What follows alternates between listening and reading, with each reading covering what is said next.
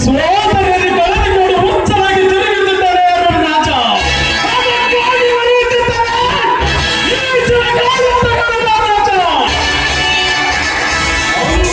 ಕೈಯಿಂದ ತಪ್ಪಿಸಿಕೊಂಡ ಸರಿತೆ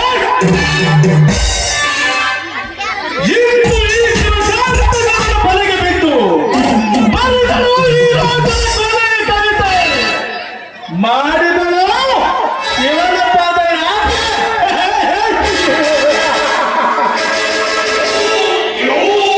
ಇದೇ ರೀತಿ ನೀವು ರಾಜುಗಳನ್ನು ರುಚಿಕೊಂಡು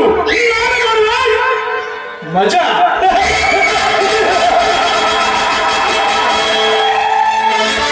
ಶಕ್ತಿ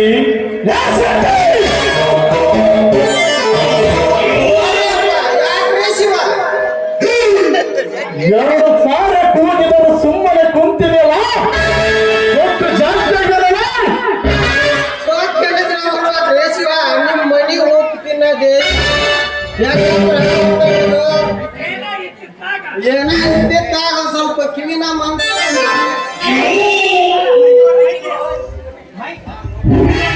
ನೋಡುವ ಶಕ್ತಿ, ಆ ವಿಕ್ರಾಂತರಿಗೆ ಹೇಳಿರ್ತಾನೆ ನಿನಗೆ ಎಷ್ಟು ದುಡ್ಡು ಬೇಕು ತೆಗೆದುಕೊಂಡು ಮೊದಲು ಕಿವಿಯನ್ನು ಚೆಕಪ್ ಮಾಡಿಸ್ಕೊಪ್ಪ. ಶಿವ ವಯಸ್ಸಾದಲ್ರಿ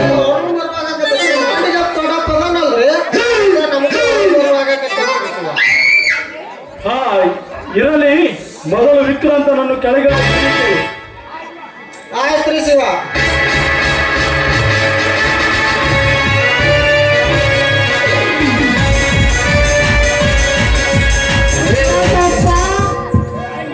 ಕೆಳಗಿಳಿದು ಬಾರಪ್ಪ.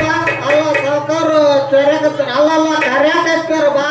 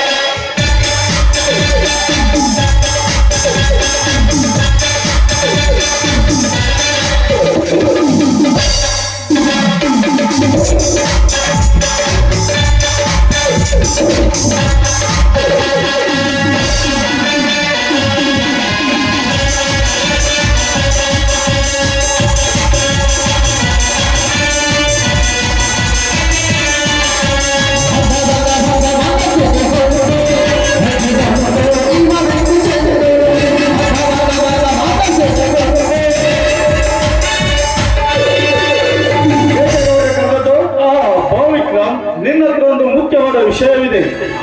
ಅದು ಯಾವ ವಿಷಯ ಹೇಳಿಕೊಡ್ರಿ. ನಿಮ್ಮ ವಿಷಯ ಅಸಾಧ್ಯವಾದರೂ ಸಾಧಿಸಿ ತೋರಿಸಲು ಸದಾಸಿದ್ಧ ಈ ವಿಕ್ರಾಂತ. ನನಗೆ ಗೊತ್ತು ವಿಕ್ರಾಂತ್ ನೀನು ಎಂತವನು ಅಂತ. ಸದ್ಯ ನೀನು ಏನು ಮಾಡಬೇಕಾಗಿಲ್ಲ, ಮಾಡಬೇಕಾಗಿರೋದೊಂದೇ ಜವಾಬ್ದಾರಿ. ಅದು ಯಾವ ಜವಾಬ್ದಾರಿ ಕೊಡ್ರಿ? ನೀನು ಮಾಡ್ತೇವೆ ಒಂದೇ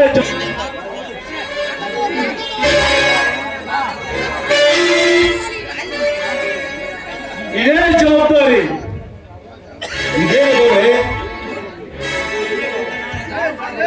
ನೋಡು ವಿಕ್ರಾಂತ್, ಈಗ ನೀನು ಮಾಡ್ತಿರುವ ಜವಾಬ್ದಾರಿಗೆ ನಾನು ಕೊಡುತ್ತಿರುವ ಒಂದು ಜವಾಬ್ದಾರಿ. ಇದುವರೆಗೂ ನಾನು ವಹಿಸಿಕೊಂಡ ಮನೆ ಮತ್ತು ಫ್ಯಾಕ್ಟರಿಯ ತಿಜುರಿಕೆಲೆ ಇದು. ಇನ್ನು ಮೇಲೆ ಇದೆಲ್ಲ ಕಾರ್ಯ ನೀನೇ ನಿರ್ವಹಿಸಿಕೊಂಡು ಬರಬಹುದು. ಬೇಡ ಗೌಡ್ರಿ, ಆ ಇಲಾಖೆ ನನಗಿಲ್ಲ. ನಿಮ್ಮ ಮನೆ ಕಾಯುವ ನನಗೆ ಬೇಕು ನಿಮ್ಮ ತಿಜುರಿಕೆ. ಶಿವನೇ ತಗೋ, ಭಾಗ್ಯಲಕ್ಷ್ಮಿ ಬಂದಾಳ ಅಂದಿಂದ ಬಾಯಿ ಮುಚ್ಚಿಕೊಂಡಿರುವ ಕತ್ತೆ ಉಪ್ಪುಂಡ ಮನೆಗೆ ಉಗುಳುವ ಗಂಡದಲ್ಲ ಈ ವಿಕ್ರಾಂತ. ಶಿವಕಾಂತಗೌಡರ ಆಸೆಯೇ ನನಗೆ ಆಜ್ಞೆ. ಅವರಿಗೆ ಎದುರಾಗಿ ನಿಲ್ಲುವ ಹಸುಗಳನ್ನು ಸುಟ್ಟು ಹಾಕುವುದೇ ಈ ವಿಕ್ರಾಂತರ ತೀರ್ಮಾನ. ನಮ್ಮ ಗುದ್ಗಡಿ ಇರಪ್ಪ ಅವನು ಊರನ್ನಾಗಿ ಕರ್ಕೊಂಡ್ ಯಾಕೆ ಕರ್ಕೊಂತಿದ್ದೆ ಗಾಡ ಅಂದ್ರೆ ಬಿಟ್ಟಾಕಪ್ಪ. ನನ್ನ ಯಾಕೆ ಸಿಟ್ಟು ಮಾಡ್ತೀವಿ ಮರಾಯ? ಏನ ಗೌಡ್ರಿಗೆ ಸ್ವಲ್ಪ ರೇಟ್ ಸಿಗಲಪ್ಪ ಅಂದ್ರೆ ನಾ ಹೇಳಿದ್ನಪ್ಪ. ನೀನು ಸಿಟಿ ಬರ್ತಾನಂದ್ರೆ ನಾನು ಯಾಕೆ ಹೇಳ್ಬಿಡು ಅಂತಾರೆ. ಶೆಟ್ಟಿ ಹೇಳೋ ಮಾತು ನಿಜ ವಿಕ್ರಮ್. ನಾನೇನು ನಿನ್ನ ಆಸೆಗೆ ಅಡ್ಡಿ ಆಗ್ತಲ್ಲ, ನಿನ್ನ ತಲೆಮೇಲೆ ಭಾರವನ್ನು ಹೊರಿಸ್ತಿಲ್ಲ.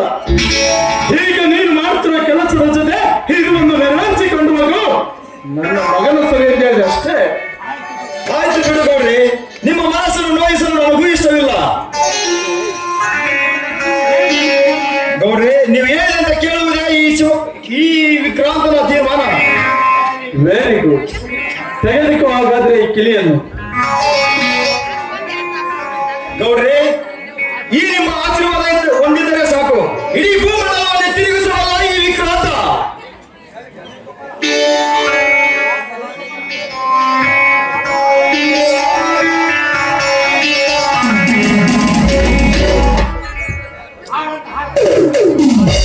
ಏನಪ್ಪ?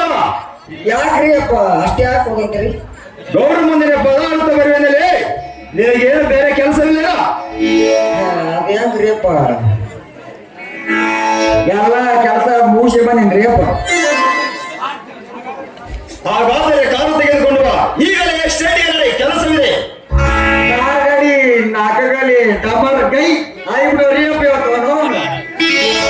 ಕೈ ಕಟ್ಟಿ ಕುಳಿತರೆ ಮುಂದಿನ ಕಾರ್ಯ ನಡೆಯುವುದು ಹೇಗೆ? ರಿಪೇರಿ ಮಾಡಿಸಿಕೊಂಡು ಬಾ. ಆಗ್ಲಿ ಅಪ್ಪ, ನೀವು ಹೇಳ್ದೆ ಹಂಗ ಆಗ್ಲಿ ಬರ್ತೇನೆ. ಹಾಗೆ ರಿಪೇರಿ ಮಾಡಿಸಿಕೊಂಡು ಈಗಲೇ ಬೆಂಗಳೂರಿಗೆ ನಡೆ. ಮದ್ರಾಸಿನಿಂದ ನಮಗೆ ಬರಬೇಕಾಗಿದ್ದ ಮಾಲು ಇಂದು ಬೆಂಗಳೂರಿಗೆ ತಲುಪಿದೆ. ಅದನ್ನು ನೀನು ನಮ್ಮ ಎಸ್ಟೇಟ್ಗೆ ತಲುಪಿಸು. ಹಂಗಾಗ್ರಿ ಆ ಮಾತು ಹಂಗ ಹಚ್ಚ್ರಿ. ಕೆಲಸ ಇರ್ಲಿಕ್ಕಂದ್ರೆ ಸೌಂಡ್ ಬಂದಾಗ ಅಡ್ಡಾಡ ಕೂತಾನೆ ಹೋಗ್ತಾನೆ ನನ್ನ ಮಗ ಲೈನ್ ಹೊಡ್ಯಾಕ. ಏನು ಕಳ್ಸೋಣ ಮಗನ ಶೆಟ್ಟಿ? ಅವನಿಗೆ ಏನು ಉದ್ಯೋಗ ಹಚ್ಚಬೇಕೆಂದು ನನಗೆ ಚೆನ್ನಾಗಿ ಗೊತ್ತು ಮಗನ. ನೀನು ಹೇಳಬೇಕಾಗಿಲ್ಲ. ನಿನ್ನ ಕೆಲಸವನ್ನು ನೀನು ನೋಡಿಕೋ. ಹೋಗ್ರಿ ಮಾಕ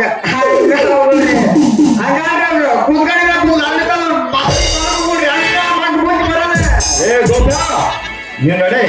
ಆದ್ರಿ ಅಪ್ಪ. ಶೆಟ್ಟಿ, ನೀನು ನಡೆ.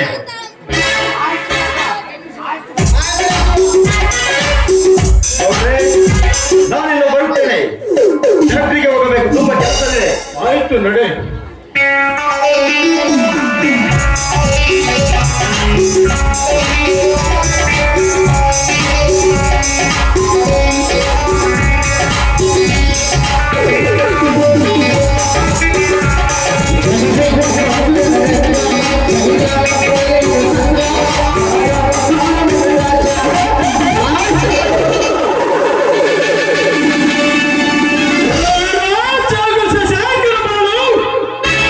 ಕಣ್ಣೀರಿನ ಗೋಳ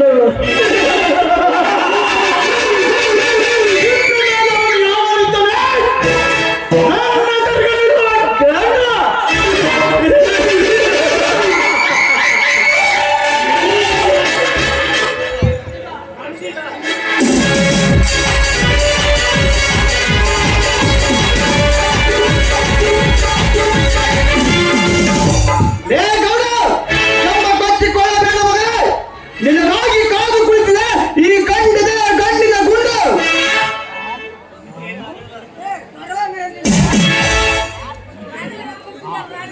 ಇದೇನು? ಇದುವರೆಗೆ ನನಗೆ ಎದುರಿಗೆ ನಿಲ್ಲುವ ಗಂಡು ಯಾರು ಇಲ್ಲ ಅಂದುಕೊಂಡೆ. ಆ ಬಂಡೂರು ರಾಜನನ್ನು ಬಿಟ್ಟು ಇಲ್ಲಿ ಯಾವ ನಾಯಿ ಬಂದು ಬಗಳುತ್ತಿರಲ್ಲ.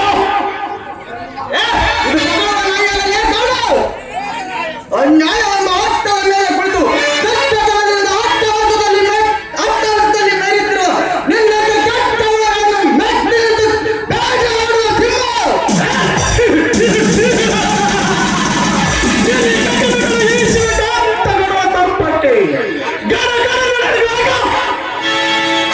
ನಿನ್ನಂತ ಸುಳ್ಳಕ ಮರಿಗಳನ್ನು ಏರ್ಪಡುವುದಕ್ಕಾಗುವುದಿಲ್ಲ. ಅದು ನನ್ನ ಪಾಠಗೆ ನಂಬಿದ ಒಪ್ಪಿಗೆ ಮಾತನಾಡುತ್ತದೆ.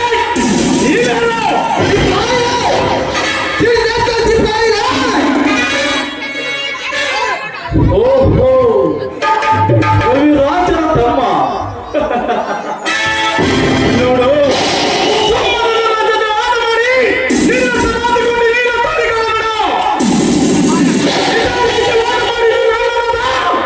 ಹುಚ್ಚ ಹುಚ್ಚ ಅವನಿಗಾಗಿ ಎದ್ದೆದ್ದು ಬರಲಿಲ್ಲ ಹುಚ್ಚ. ಲೇ ಹೊಲಕಟ್ಟು ಸುಳ್ಯ ಮನೆ ಗೌಡ, ಅನ್ಯಾಯವಾಗಿ ನನ್ನ ತಂಗಿಯನ್ನು ನನ್ನಿಂದ ದೂರ ಮಾಡಿದರೆ ಇಂದು ನೀನು ಮುಖ ಬದಲಾಯಿಸಲ್ಲ, ನಿನ್ನ ತಾಯಿಯ ಕಪ್ಪದಲ್ಲಿ ಅವಿತು ಕುಳಿತರು. ನಿನ್ನ ಯುದ್ಧಕ್ಕಾಗಿ ನಿನ್ನ ರಕ್ತದಿಂದ ನನ್ನ ತಂಗಿಯ ಸಮಾಧಿ ಗಂಟಿಗೆ ಮಾಡಿಸಿಬಿಡ್ತೇನೆ. ರಕ್ತಾಭಿಷೇಕ ಕನಸು ಕಾಣುತ್ತಿರುವವರೇ ಮೂಢ. ಸುಮ್ಮನವಾದ ನನಗಾಗಬೇಕು ಈ ಸರ್ಪದ ಸವಾಸ. ಸುಮ್ಮನೆವಾಗಲು ಬಂದಿಲ್ಲ ಗೌಡ. ನಿನ್ನ ಎದೆಸಿಡಿ ರಕ್ತದ ಕಳೆಯಾಡಲು ಬಂದಿಲ್ಲ ಮಗನೇ. ಇಂದಿಗೆ ನಿನ್ನ ಕಪಟ ನಾಟಕದ ತಂಗಿಗಳೆಲ್ಲ ಅಂತ ಆಯ್ತು.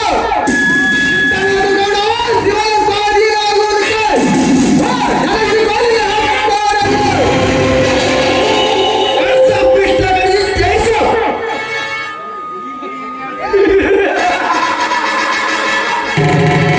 ಈಗ ಏನು ಅಂದ್ರೆ ಪದಾಧಿಕಾರಿ ಒಳ್ಳೆ ಮಾತಿನಿಂದ ನೀನು ಮಾಡಿದ ಒಳ್ಳೆ ಕೈಗೆ ಸಾಕು.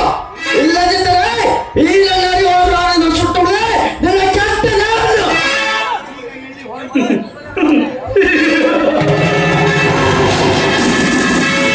ಈಗ ಎಲ್ಲಿ ಹೋಯ್ತು ನಿನ್ನ ಪೌರುಷ? ಈಗ ಬೆದರಿನ ಚಿರಿದಂತೆ ಹೊರಗೆ ಹೋಯ್ತಾ ನಿನ್ನ ಸೌರ್ಯ? ಏನಿ ಅಂತ ಹೇಳಿದ್ರೆ ಬೆದರಿನ ಚಿಗುರಿ ಅಂತ ನಿಲ್ಲುವ ಚಂದ್ರ ನಾನಲ್ಲೇ ಗೌಡ. ನನ್ನ ಭಕ್ತನ ಮಸ್ತಂತಿ ಸಣ್ಣನಾಗಿ ರಂಡರ ಗಂಡನಾಗಿ ಹೆಂಡ ಕುಡಿದು ಏದಿಗೆ ತಿನ್ನುವ ಏದಿ ಗೌಡ ನೀನು. ಗೌಡ್ರೆ ನೀವು ಒಂದೇ ಒಂದು ಮಾತು ಹೇಳಿದ್ರೆ ಸಾಕು. ಈ ಕ್ಷಣದಲ್ಲಿ ಸುಟ್ಟು ಬಿಡದೆ ಈ ಏಡಿಯನ್ನು.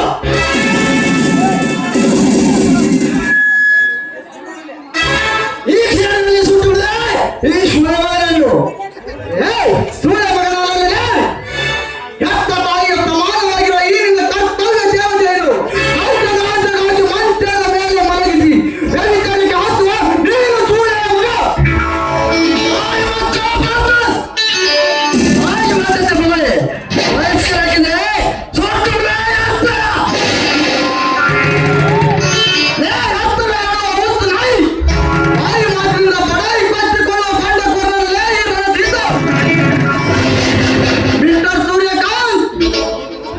ಇದು ನಿನ್ನ ದಶಾಂತರಿಗೆ ಪುಂಡರಾಗವರನ್ನು ರುದ್ರ ಕಂಡದೆ.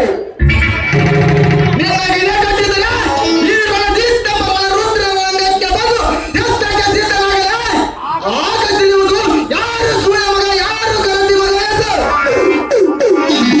ಗೌರೇ, ನೀವು ಒಂದೇ ಒಂದು ಮಾತು ಹೇಳಿದ್ರೆ ಸಾಕು. ಈ ಕ್ಷಣದಲ್ಲಿ ಸುಟ್ಟು ಬಿಡುವೆ ಈ ಏಡಿಯನ್ನು. ಶಾಂತಿ ಸೂರ್ಯಕಾಂತ್ ಶಾಂತಿ. ರೋಷದ ಆವೇಶ ನಿಮಿಷ ಮಾತ್ರ. ಪ್ರಾಣದಾನ ಮಾಡಿ ಕಳಿಸಿಬಿಡು, ಬದುಕಿಕೊಳ್ಳಿ.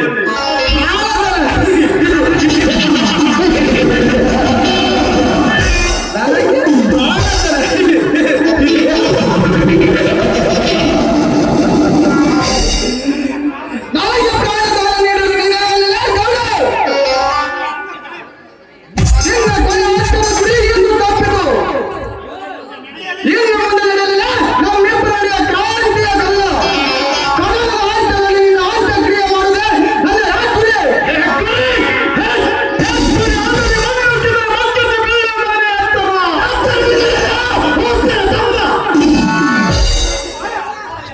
ಇಲ್ಲದಿದ್ದರೆ ಈಗ ಅಪಾಯ ಕಟ್ಟಿಟ್ಟ ಬುದ್ಧಿ.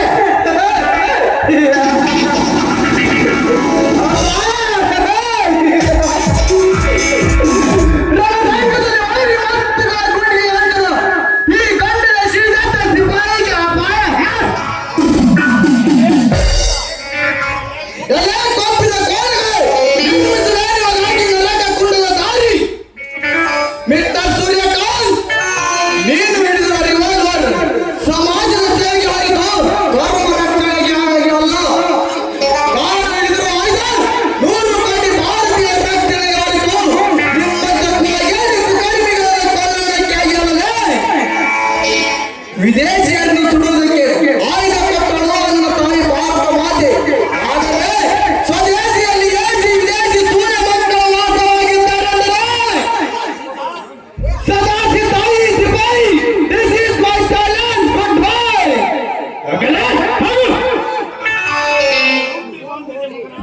ತುಂಬಿ ಬಂದಿದೆ ಮಗನ ನಿನ್ನ ಮರಣ. ಸೂರ್ಯಕಾಂತ್, ಇದಕ್ಕೆ ನಾವು ಬೇರೆ ಒಂದು ಉಪಾಯ ಹುಡುಕಲೇಬೇಕು. ಸಂತು ಮಾಡಿ ಹೊತ್ತಾಕಬೇಕು ಗೌಡ್ರೆ. ನಾವು ಉಪಾಯ ಹುಡುಕಬೇಕಾದ್ರೆ ಮುಂದಿನ ಅಪಾಯಕ್ಕೆ ಎಡೆ ಆಗಬಾರದು. ಔಷಧ ಮಾಡಿದ್ರೆ ಅಪಾಯ ತಪ್ಪಿದ್ದಲ್ಲ, ಕೇಂದ್ರ ವಿಚಾರ ಮಾಡಲೇಬೇಕು. ವೆರಿ ಗುಡ್ ಸೂರ್ಯಕಾಂತ್, ನೀನು ಹೇಳುವ ಮಾತು ಸತ್ಯ ಇದೆ. ಈ ಚಿಗುರ ವಂಚನ ಚೂಟಿ ಹಾಕಬೇಕು. ಅದಕ್ಕೆ ನಾನು ಒಂದು ಉಪಾಯ ಹುಡುಕಿರ್ಬೇಕು ಗೌಡ್ರೆ.